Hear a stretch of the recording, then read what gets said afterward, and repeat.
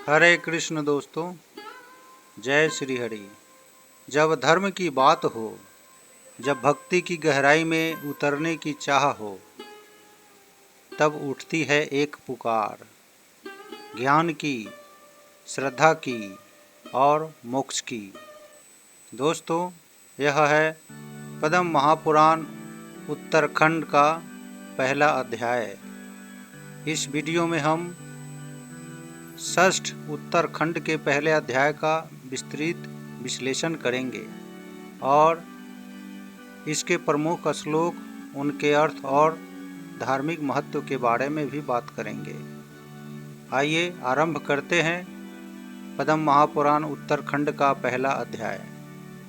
नैमिषारण्य के वन में बैठे हैं ऋषिगण ध्यान मग्न मुद्रा में। यहीं से प्रथम श्लोक की शुरुआत होती है। प्रथम श्लोक में कहा गया है, ओम नारायणं नमस्कृत्य नरं चैव नरोत्तमं देवीं सरस्वतीं व्यासं ततो जयमुदीरयेत्। जिसका अर्थ है, भगवान नारायण श्रेष्ठ नर अर्थात अर्जुन, देवी सरस्वती और व्यास जी को नमस्कार करके विजय की कामना करें। इसका धार्मिक महत्व यह है कि हर धर्म ग्रंथ के प्रारंभ में यह श्लोक पढ़ा जाता है, जिससे विद्या, बुद्धि और सफलता प्राप्त होती है। ऋषियों के मुखिया गंभीर स्वर में बोले, हे सूत, आपने जो पाताल खंड का वर्णन किया वो नाना कथाओं से युक्त परमानंददायक था। अब हमारी इच्छा है उस ज्ञान को सुनने की जो भगवत भक्ति को बढ़ाने वाला हो। कृपा कर उसे बताइए। सूत जी ऊंचे आसन पर तेजस्वी आभा के साथ बैठे हुए थे। ऋषियों की यह जिज्ञासा सुनकर सूत जी बोले, हे मुनियों, अब सुनिए वह दिव्य ज्ञान जो स्वयं भगवान शंकर ने नारद को दिया था। यह ज्ञान पापों का नाश करने वाला है। उसी समय नारद मुनि स्वर्ग से पृथ्वी भ्रमण करते हुए मंदार पर्वत पर पहुँचते हैं। श्लोक संख्या 6 में बताया गया है, एकदा नारदो लोकान पर्यटन भगवत प्रिय गतो अंद्रि मंदरम शंभु प्रष्टुम किंचिनो गतम। अर्थात एक बार भगवान के प्रिय भक्त नारद जी सभी लोकों में भ्रमण करते हुए मंदराचल पर्वत पर भगवान शिव के पास पहुँचे। यह श्लोक दिखाता है कि ज्ञान की प्राप्ति के लिए स्वयं नारद जैसी ज्ञानी भी शिव से प्रश्न करते हैं। नारायण नारायण करते हुए नारद मुनि श्रद्धा से झुकते हुए बोले, जय हो देवों के देव शिव शंभो। मुझे वह ज्ञान दीजिए जिससे मैं भगवत तत्व को जान सकूं। भगवान शिव कैलाश पर पार्वती के संग गंभीर मुद्रा में बैठे हुए थे।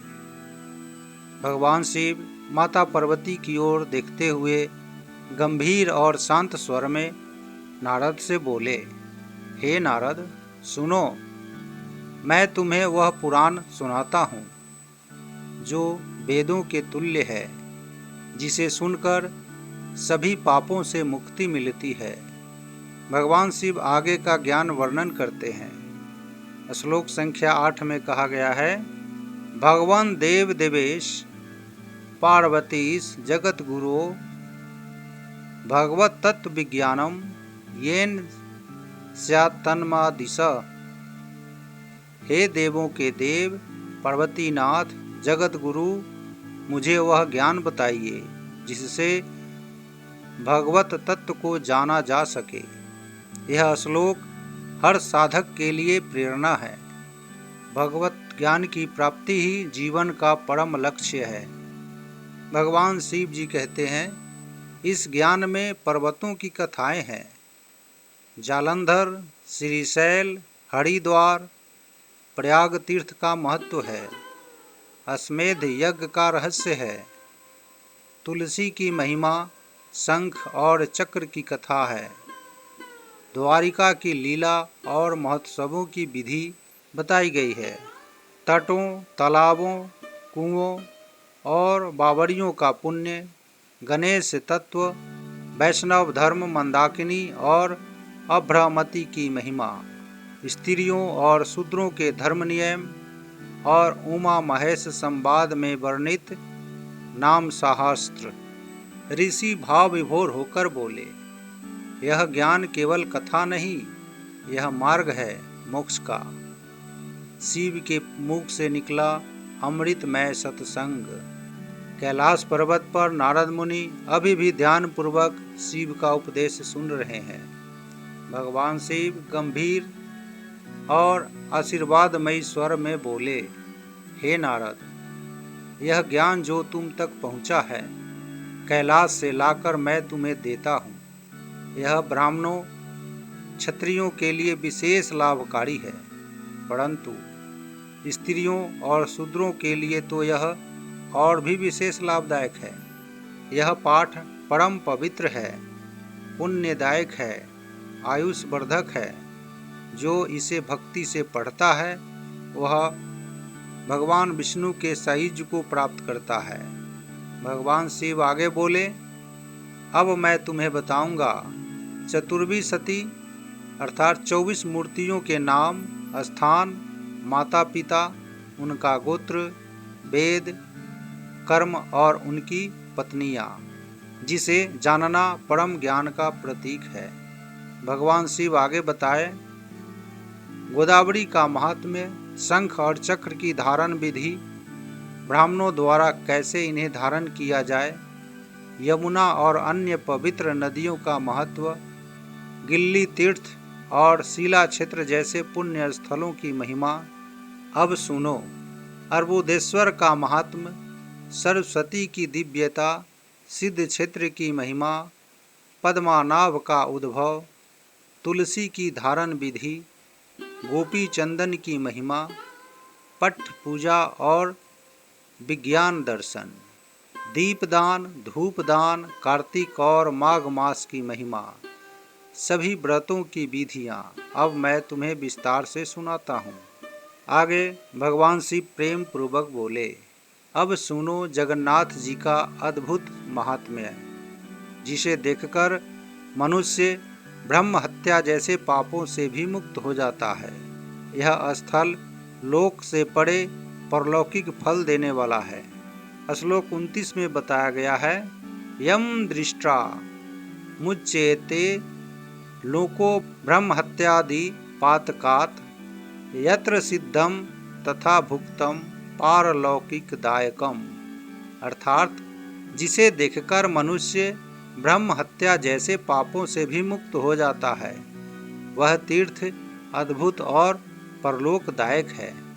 दोस्तों, इस श्लोक में तीर्थ यात्रा की महत्ता और पापों से मुक्ति की शक्ति को बताया गया है, विशेषतः जगन्नाथ दर्शन का। भाव विभोर होकर नारद जी बोले, भगवान, यह ज्ञान अमूल्य है।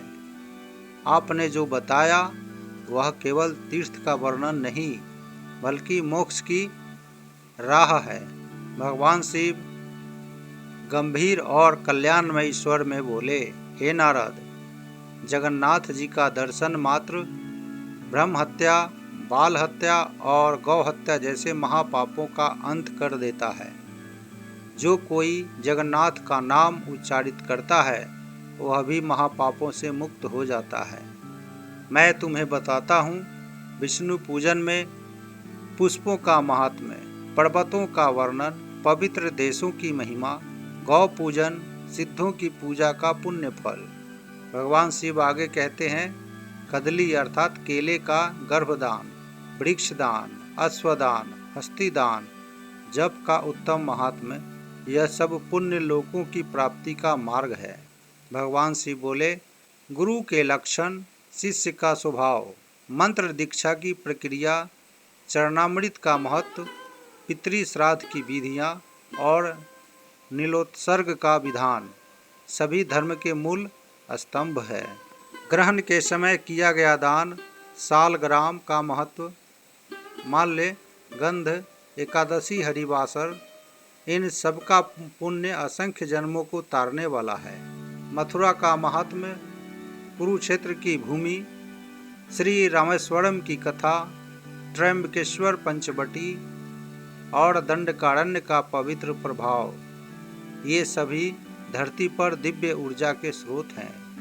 गीता और भागवत का पाठ न केवल ज्ञान देता है बल्कि मन, आत्मा और जीवन तीनों को मुक्त करता है। कालिंदी का तीर्थ, इंद्रप्रस्थ की महिमा, रुक्मांगद की कथा और वैष्णव धर्म का उत्थान। जो सागर सहित पृथ्वी का दान करता है वह वैष्णव लोकों का अधिकारी बनता है।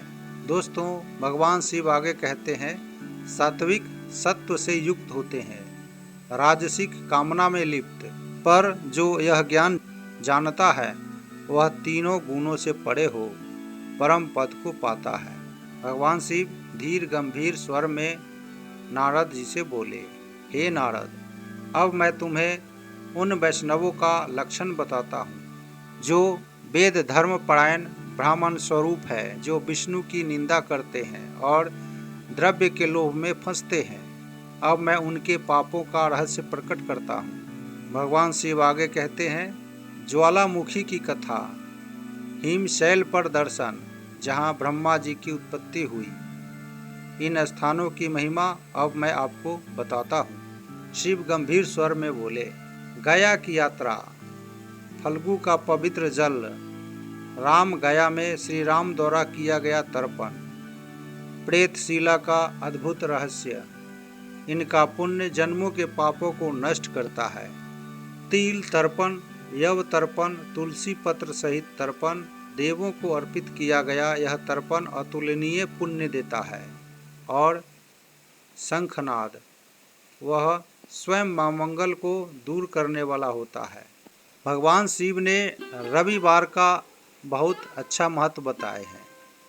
योग, जिसे विष्णु कहा जाता है, वैधृति, व्यतिपात, ये काल चक्र के अदृश्य ताले हैं। जो खुले तो पुण्य के द्वार प्रस्फुटित होते हैं।